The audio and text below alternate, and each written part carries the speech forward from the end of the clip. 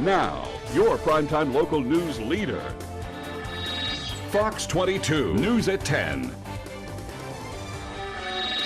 Good evening, everyone. I'm Clay Gorn. And I'm Lindsay Mills. A Corinth business is destroyed after fire rips through the building and upstairs apartment. It happened at a redemption center located at 20 Main Road. The third alarm fire reportedly started at 5 this evening.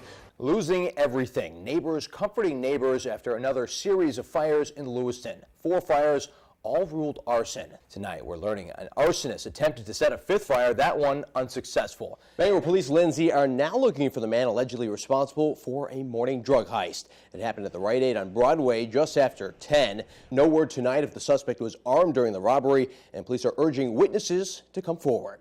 Lindsay? A sophomore at a Pennsylvania high school went on a stabbing spree with 2 kitchen-style knives this morning. Police are not identifying the teen who sliced 22 people before being taken down, but they say they are looking into reports of a threatening phone call between the suspect and another student before the incident. That's exactly right, Craig and Lindsay. We're outside the Margaret Chase Smith Federal Building in downtown Bangor. That's where dispatchers received a call earlier this afternoon of a suspicious package. The Orono Hazmat team was called in to investigate that package. Bangor Fire is telling us that that package appears to be a baggie with a brown substance in it. They also said the package had a return address on it as well. Now, as you can see, the scene is clear at this hour and is safe. We're told the substance has been sent to the State Crime Lab in Augusta for further testing. Reporting live in Bangor, I'm Clay Gordon for ABC 7. Craig, Lindsay. A deadly fire last week claimed the lives of 2 firefighters. And on the day of Lieutenant Edward Walsh's funeral, some of Maine's bravest have come to say goodbye to a fallen brother. You can see behind me, Lifelight is taking off after they successfully extricated a man from this dump truck that collided with a train early Thursday morning.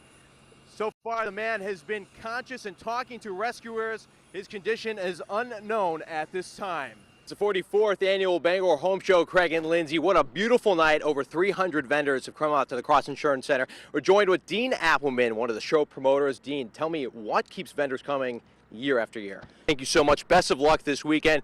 Craig, there's tons of home improvement stuff for you. Lindsay, I even saw a cannoli stand for you. In Bangor, I'm reporting live. Clay Gordon for ABC 7. Craig, Lindsay. All right, thank you, Clay. You like cannolis, do you? I love cannolis. I do too. And here in Maine, after opening a small concession stand in Carmel last year, a local company has decided to expand the business and the menu. Roxy's Cafe and Creamery originally operated out of what was essentially an ice fishing shack. Eastern Maine Medical Center has become a leader in using robots for surgery. Old Town High School students got a peek at the future of the medical field today. Jacqueline Kangro has more. Police are investigating a suspicious death of a Dover Foxcroft man down in Garland. 62-year-old Daniel Neal was found dead at a relative's home on Campbell Road in Garland. Details are scarce at this hour, but Maine State Police say the death is being investigated as if it were suspicious. Investigators could not say if the dogs were involved and that they are waiting on autopsy results to determine the cause of death. No word on when that autopsy will be completed. There's also no word on what breed of dog was quarantined. Lindsay? And what we see behind us right here with the heavy smoke and black flames, that's actually the oil fuel tank. Now, that lit on fire at the beginning of the event, and that will burn until all the fuel is gone. President Obama called it a great honor to have today's audience with Pope Francis at the Vatican.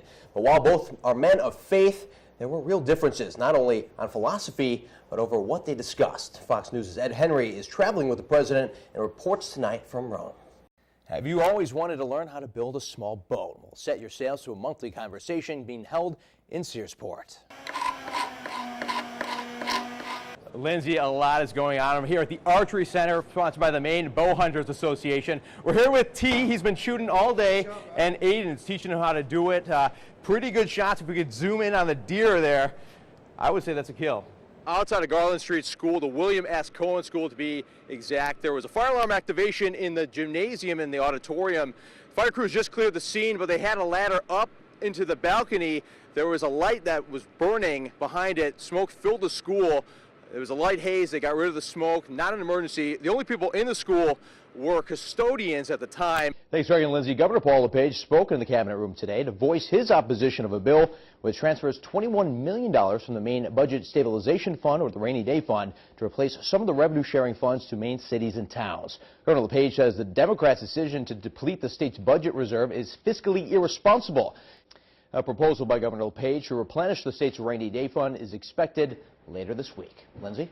The hovercraft was purchased with grant money costing around $78,000. Pretty cool. And what I was hearing too is that it's taken them a little bit of time to learn actually how to drive it. A couple of years. Yeah, absolutely. Yeah, 2 years of training to learn how to operate that safely.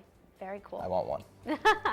You're not going to believe this right now, Lindsay. I'm here at the 76th Annual Eastern Maine Sportsman Show on a wheelchair with steroids. We'll have more from the Sportsman Show on ABC7 right after this. We're here at the first ever Maine Trivia Tournament. Doors open just after 5:30. Larry Barrett, the president, and our very own Lindsay Mills hosting tonight's event. Now we're joined with Matt McLaughlin from Eastern Maine, one of the organizers today. A lot of work going into it. How's it been so far? We're going to have more details tonight at 10 on our sister station, Fox 22. Clay Gordon reporting live for ABC7. Craig, we'll toss it back to you in the studio. And you can log on to Twitter to live tweet us your suggestions to help out local municipalities. Some people already have. Just use the hashtag Fox22Live to join the conversation. The refs eventually notice and say it's a goal. That makes it 3-0. That's your final score, 3-0. The Bruins go on to win. You can't trust anyone from Chicago. No, Got a lot hey, of tricks up his sleeve. As a goalie, we were just talking about that. You were taught to do the same thing, move the net a little. I was not taught to If do you the were in same trouble. thing, but there are some tricks for the trade. I've never seen that one, though. Tickets are running out for this year's Super Supper at the University of Maine. Well, the event now in its 11th year helps to raise money for student-athlete scholarships. Thank you, Kristen. I'm Clay Gordon here for the 12th Annual American Folk Festival. Join us as we begin our coverage live. A deadly fire last week claimed the lives of 2 firefighters. And on the day of Lieutenant Edward Walsh's funeral, some of Maine's bravest have come to say goodbye to a fallen brother.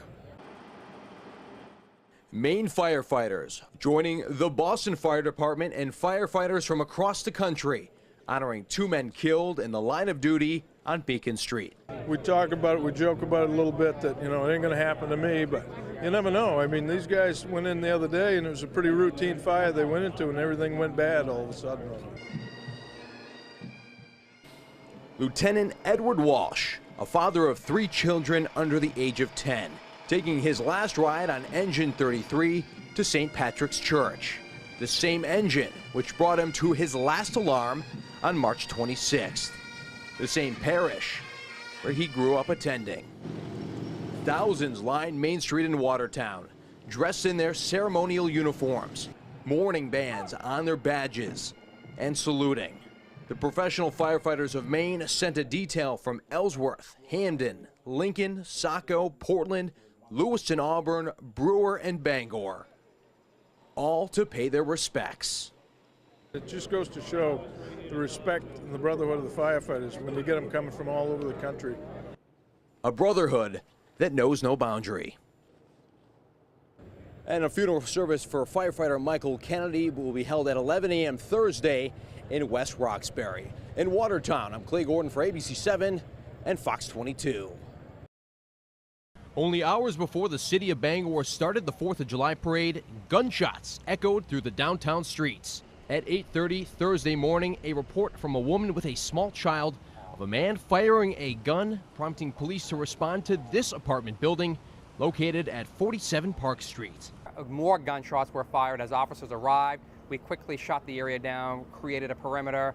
People still lining nearby streets trying to find the best vantage point for the upcoming parade. Most of them completely unaware of the standoff and the change in parade route. There were several that were evacuated in the building, across the street, and in the neighboring buildings around him.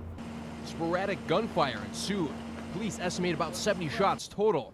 Then the shooter fires out the window. You could see here the smoke drifting from his gun from the upstairs apartment as officers shelter in place using the building as a shield. The Bangor Police Special Response Team was called in, donned in fatigues and heavily armed, joined by Bangor fire paramedics. A robot was then used to get eyes in the apartment as tactical officers fired tear gas. After nearly 2 hours, this man, 43-year-old Perrin Oliver of Bangor, the alleged shooter, was taken out alive and in handcuffs, roughly 1,500 feet from the Independence Day parade. In Bangor, I'm Clay Gordon from ABC7 and Fox 22. There was a vehicle stopped for the train, and the dump truck operator was unable to stop and went around the vehicle into the train. The operator, 53-year-old Frederick Lindsay, is lucky to be alive. Alert and conscious, talking to us, knew what was going on. Lucky gentleman. As you can see, Lindsay pinned behind the steering column and dash of a dump truck loaded with sand.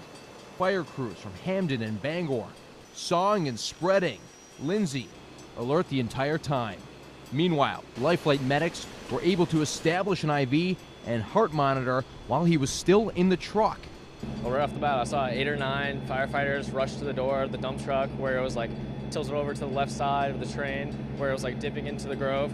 So I think I saw a chainsaw go towards the door, some things being torn apart from the actual dump truck itself. And then just a lot of guys putting in the effort to help this guy out. What we were just basically trying to do was cut the truck away from him so we could actually get to him and get him out. Once we got the steering wheel cut out, the dash rolled up, some things of that nature, then we could get to him and get him out. And after an hour, Lindsay was finally freed from the wreckage. As you can see behind me, Life Flight is taking off after they successfully extricated a man from this dump truck that collided with a train early Thursday morning. So far, the man has been conscious and talking to rescuers. His condition is unknown at this time. You could hear the bells from the railroad crossing on Western Avenue, leading investigators to believe it was working prior to the crash. Police are uncertain at this time whether driver error or a mechanical error is to blame. In Hamden, I'm Clay Gordon with ABC 7 and Fox 22. It's National Hug a Newsman Day, and I'm a newsman. Okay. Yes. Thank you. Oh, thank you so much. Oh, really? Do I get to really do that? If you want to. Thank you. Oh, the husband's in the car. There we go. There. Can I get a hug? Sure you can. Thank you. Oh, that's the best hug all day so far. Well, I like the hug. That's what it means? Yes. Thank you. Fantastic. Yeah. That's the only reason we're bothering you today. How much do I get paid? Yeah, well, we were wondering how much you got on you. You go and hug a newsman, I guess? Exactly. Okay.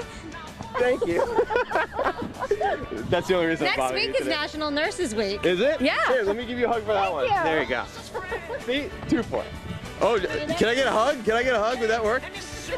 Thank you. Fantastic. Thanks. Okay, group hug.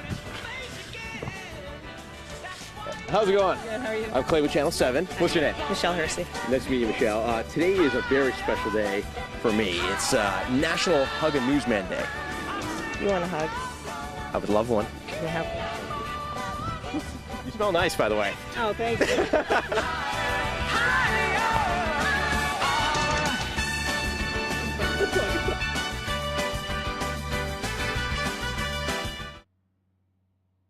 His name is Mongo. You've probably seen him before at a waterfront concert or around downtown Bangor, riding his bicycle with his dogs close by his side, more like on top of him. One of the questions Mongo always gets is how does he balance his dog on his back? Well, I'm joined with some of the friends from our newsroom here. I'm going to be trying to do the same thing. I'll tell you what, it's kind of hard to do, and I'm not even on a bicycle. Well, they do run along with the bike, but when I hit hills, you know, I'd have to wait for them. They sniff every bush, so I started throwing them on my back so I could fly down the hills. And I always have a safety line on them at all times.